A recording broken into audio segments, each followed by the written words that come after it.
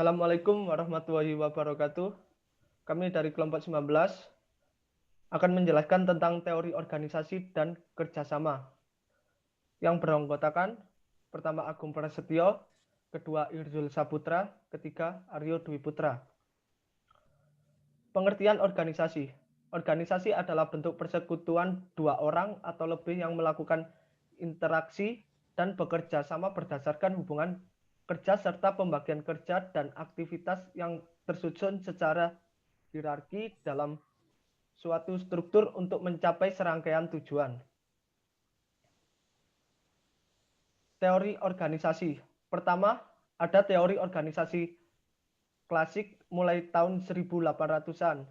Di dalam teori organisasi klasik, organisasi didefinisikan sebagai struktur hubungan, tujuan-tujuan, kegiatan-kegiatan, kekuasaan-kekuasaan, peranan-peranan, komunikasi, dan faktor lain ketika orang bekerja sama.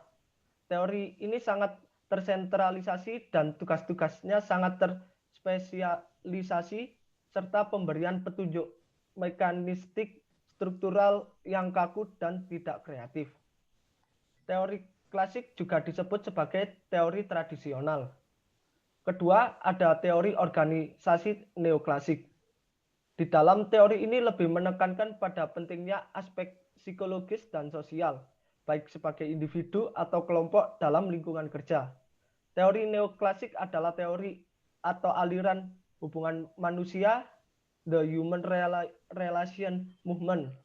Terdapat beberapa pembagian kerja yang dijelaskan dalam teori neoklasik antara lain sebagai berikut. Pertama, partisipasi. Maksudnya adalah keterlibatan setiap orang dalam proses pengambilan keputusan.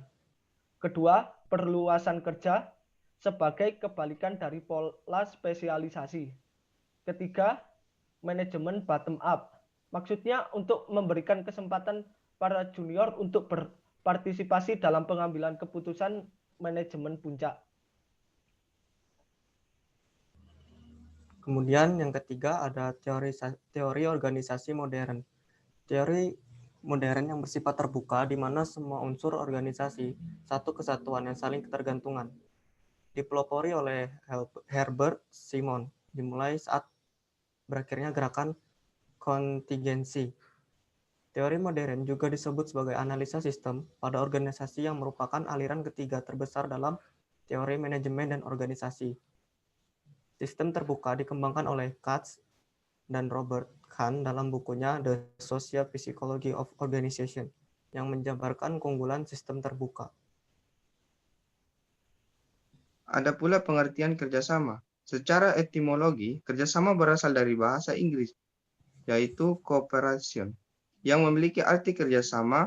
Dalam Kamus Besar Bahasa Indonesia, kerjasama diartikan sebagai kegiatan atau usaha yang dilakukan oleh beberapa orang atau lembaga, pemerintah, dan sebagainya untuk mencapai tujuan yang bersama.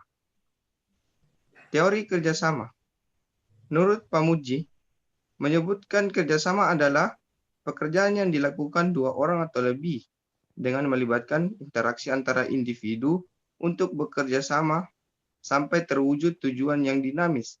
Lebih lanjut, dia berpendapat bahwa unsur utama kerjasama ada tiga, yakni adanya individu, adanya interaksi, dan adanya tujuan yang sama. Menurut Charles H. Coley, berpendapat bahwa kerjasama akan timbul jika ada orang yang menyadari bahwa mereka memiliki kepentingan yang sama dan sekaligus memiliki pengetahuan yang cukup, serta kesadaran atas diri sendiri untuk memenuhi kepentingan tersebut. Ada pula menurut Toms dan Perry, kerjasama merupakan kegiatan yang mempunyai tingkatan berbeda, dimulai dari tahapan koordinasi juga kooperasi, sampai terjadinya kolaborasi dalam suatu kegiatan kerjasama. Sekian dari kelompok kami. Kurang lebihnya mohon maaf. Wassalamualaikum warahmatullahi wabarakatuh.